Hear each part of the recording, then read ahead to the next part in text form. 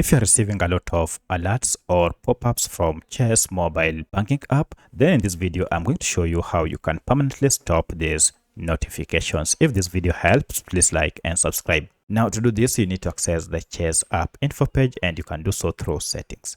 But the shortcut method is just long press on your mobile banking app and you should see app info. If you tap on it, you will be directed to this Chess app info page. At this point, look for permissions section, and under permissions you should see notifications. The reason why you are receiving those alerts or notifications from your Chess mobile bank is because all these types of notifications have been turned on, among them vibration notifications, play sound, lock screen floating, and notification badges, as well as permanent notifications.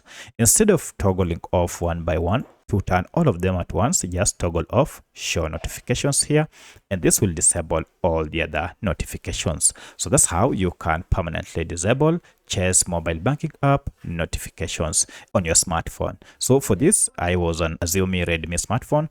However, this process should be more or less the same on any other Android smartphone. If you have any other question, kindly let me know in the comment section. Otherwise, thanks for watching, and let's meet in the next video.